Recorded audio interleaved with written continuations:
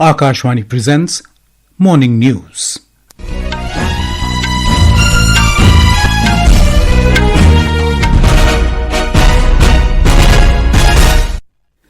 Good morning, I'm Sunil Verma. The headlines. President Draupadi Murmu to attend National Conclave on Adi Karma Yogi Abhiyan in New Delhi today.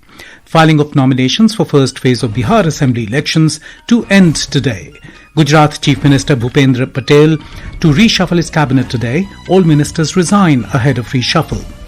External Affairs Ministry says India is closely monitoring situation arising out of conflict between Afghanistan and Pakistan. 5th Khelo India University Games to be held in 7 cities of Rajasthan from November the 24th. And in cricket, Australia become first team to secure semi-final spot in ICC Women's World Cup.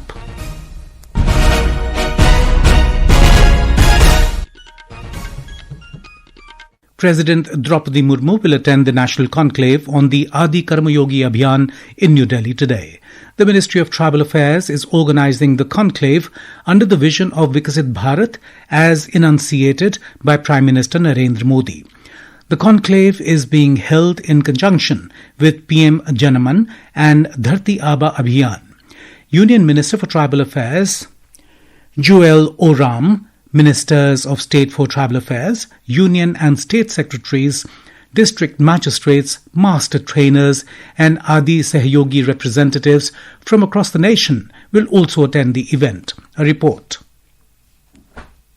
On Tribal Village Vision 2030 from ideas to implementation. A key highlight of the event will be conceptualizing Tribal Village Vision 2030 aimed at finalizing policy inputs, implementation frameworks and project execution strategies emerging from nationwide consultations with tribal communities based on over 50,000 village action plans. During the conclave, 5 thematic groups will deliberate on priority sectors including education and skill development, health and nutrition, livelihood and entrepreneurship, infrastructure and governance and institutional strengthening. With Pallavi Parmar, Bhanu Pratap Singh, Akashvani News, Delhi. The filing of nominations for the first phase of Bihar Assembly elections will end today. Out of a total of 243 seats, 121 constituencies will go to polls in this phase on November the 6th. Districts covered in first phase include Patna, Darbhanga, Muzaffarpur, Gopalganj and Bhojpur. The scrutiny of nominations will be held tomorrow and the last date for withdrawal of candidature is October the 20th. Our correspondent reports that a large crowd of candidates is expected today, being the final day for filing nominations in the first phase.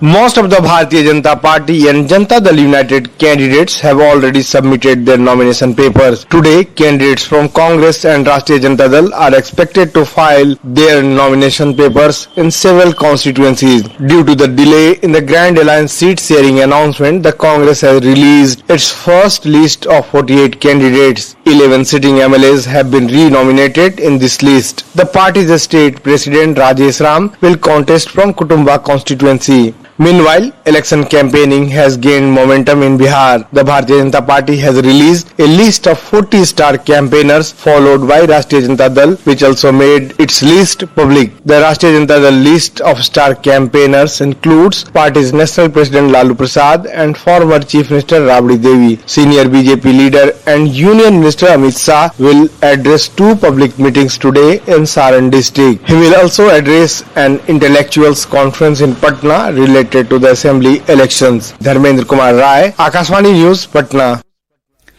Gujarat Chief Minister Bhupendra Patel will reshuffle his cabinet today. The swearing-in ceremony is scheduled to take place at Mahatma Mandir in Gandhinagar.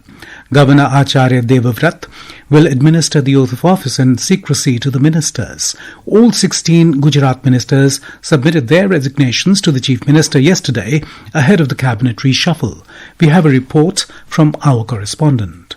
This major cabinet reshuffle is taking place nearly 3 years into the current term and just months ahead of the crucial local body elections, including municipal corporation polls and panchayat polls. The outgoing council of ministers consisted only 16 ministers, so there is a substantial scope to expand the cabinet towards its constitutional limit of 27. Reports indicate that a large number of current ministers will be dropped, with a clear focus on inducting new faces, specifically a mix of young leaders and women representatives. The new Council of Ministers is scheduled to take oath of office at 11:30 this morning at Mahatma Mandir in Gandhinagar. Top BJP leaders, including party's national president JP Nadda, have already arrived in Gandhinagar ahead of the ceremony. Aparna Khond, Akashvani News, Ahmedabad.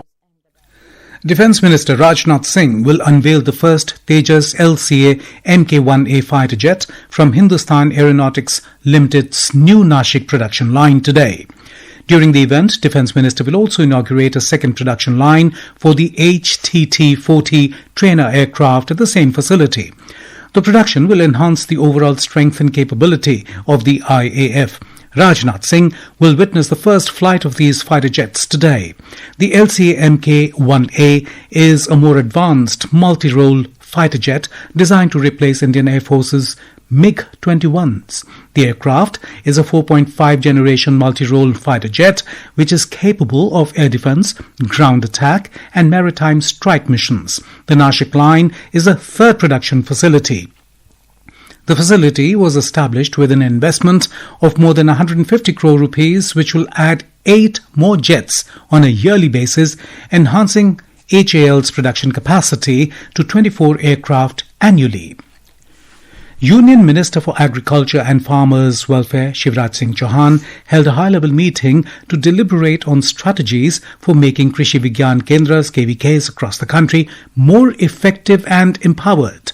During the meeting held in New Delhi, Mr. Chauhan highlighted that there are currently 731 KVKs in the country, and while expanding their network, it is essential to strengthen them for the benefit of small farmers.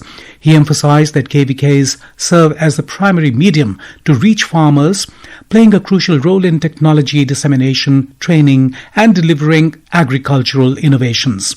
The Union Minister instructed officials of Indian Council of Agricultural Research to ensure that KVKs are provided with adequate financial, human resource and technical support to streamline their functioning and enhance their efficiency. GST Bachat Utsav, which was announced by Prime Minister Narendra Modi and commenced on the 22nd of last month, is benefiting all sections of society. Today, our correspondent brings a report on the GST reforms that will boost the economy of Kerala. The new GST reforms is a major boost for Kerala's farmers, small businesses and industries. The Kerala spice industry will benefit from the reduction of GST on green cardamom and betel leaf from 18% to 5%. This move is expected to reduce spice prices by about 11%, making local products more affordable for consumers and boosting the state's global competitiveness. Similarly, the GST on jams, pulp and pickles has been reduced from 12% to 5%, which will benefit Kotiyatur mango growers and processors in Kannur. Meanwhile, hotels and homestays up to 7,500 rupees per night will now attract 5% GST. The move will make stays more affordable and supports the growth of Kerala's tourism industry. With the revised rates, the new GST reforms has strengthened Kerala's agriculture, food processing and tourism sectors with lowering costs, improving incomes and expanding market opportunities for smallholders and MSMEs. Videshani Yadav, Shivang Mishra, Akashvani News, Delhi. This is Akashvani giving you the news. For quick news updates round the clock, follow us on our X handle at AIR News Alerts, and for details of stories and more, log on to our website www.newsonair.gov.in and download News on AIR app. The External Affairs Ministry has said that India is closely monitoring the situation between Afghanistan and Pakistan. Briefing media in New Delhi, Ministry spokesperson Randhir Jaiswal said it is clear that Pakistan hosts terrorist organizations and sponsors terrorist activities. He said it is an old practice of Pakistan to blame its neighbors for its own internal failures. The spokesperson said India remains fully committed to the sovereignty, territorial integrity and independence of Afghanistan.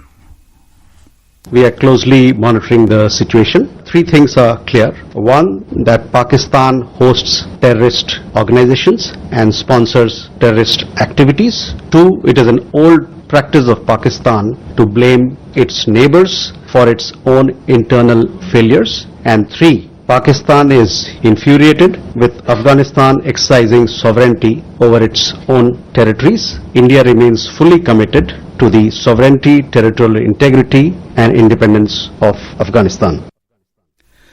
The U.S. Chamber of Commerce has filed a lawsuit challenging President Donald Trump's $1 lakh fee on new H-1B visas for highly skilled foreign workers. The chamber stated that the fee will force businesses that rely on the H-1B program to choose between dramatically increasing their labor costs or hiring fewer highly skilled workers. Employers who sponsor H-1B workers currently typically pay between $2,000 and $5,000 in fee, depending on the size of the company and other factors. The rise in H-1B fee is also being challenged by unions, employers, and religious groups in a California federal court. The measure has raised serious concerns regarding its implications on Indian tech professionals and the flow of remittances, with nearly 71% of all H-1B visas being granted to Indian citizens. US President Donald Trump has said that he will meet Russian President Vladimir Putin in Hungary for more talks on ending the war in Ukraine. Trump made the statement following his phone call with Putin. Trump described the call as good and productive. Trump also added that he will discuss his conversation with Putin when he meets Ukrainian President Volodymyr Zelensky in the Oval Office today. Meanwhile, in a social media post, Putin's special envoy Kirill Dmitriev has said that the call between Russia's president and Donald Trump was positive and productive. Moving on to the world of sports, the 5th Khelo India University Games KIUG will be held from November the 24th to December the 5th in 7 cities of Rajasthan. The event will feature 23 medal sports and 1 demonstration sport, Kho-Kho, bringing together more than 5,000 university athletes from across the country. More from our correspondent. This will be the 5th edition of the Khelo India University Games that will be held in 7 cities of Rajasthan, including Jaipur, Ajmer, Udaipur, Jodhpur, Bikaner, Kota and Bharatpur. Beach volleyball, canoeing, kayaking and cycling have been introduced in the KIUG program for the first time. Announcing the event, Union Minister for Youth Affairs and Sports Mansukh Mandavia said Rajasthan edition will highlight India's expanding sporting landscape. Moving on to cricket, Australia have become the first team to secure semi-final spot in the ICC Women's Cricket World Cup with a dominant 10-wicket win over Bangladesh in Visakhapatnam last night. Leg spinner Alana King was named player of the match. In badminton, star Indian shuttler Lakshya Sen has secured a spot in the quarter-finals of the men's singles at the Denmark Open in Odense. He defeated home favourite Anders Antonsen in the round of 16 yesterday. He will face Alex Lanier of France this afternoon. And in the men's doubles, Satvik Sairaj Rankireddy and Chirag Shetty also advanced to the quarter-finals by defeating Yang Po-han and Liu Kuang-hang of Chinese Taipei. Yesterday, the Indian duo will face Indonesia's Muhammad Rian Ardianto and Rahmat Hidayat this afternoon. Kaumudi Parekh, Sports Desk. And now for a look at today's newspapers, it's over to Shagun Chopra. Thank you, Sunil. While inaugurating multiple projects in Andhra Pradesh, Prime Minister Modi said the 21st century will belong to India and its 1.4 billion people, writes The Statesman. India's Ministry of External Affairs has firmly refuted US President Donald Trump's claim that Prime Minister Modi had a phone conversation with him regarding India's energy imports from Russia, reports The Pioneer. With the surrender of 170 Maoists, Abujamar and North Bastar in Chhattisgarh, hotbeds of Maoist activity have now been declared free of Naxal terror, writes Hindustan Times. And finally, in pre-Diwali crackdown, 8,800 litres of adulterated ghee has been seized in a month in Delhi NCR, reports The Tribune. And with that, it's back to you, Sunil. Thank you, Shagun. And now, before we end the bulletin, the headlines once again. President Draupadi Murmu to attend national conclave on Adi Karma Yogi Abhiyan in New Delhi today. Filing of nominations for first phase of Bihar Assembly elections to end today. Gujarat Chief Minister Bhupendra Patel to reshuffle his cabinet today. All ministers resign ahead of reshuffle. External Affairs Ministry says India is closely monitoring situation arising out of conflict between Afghanistan and Pakistan.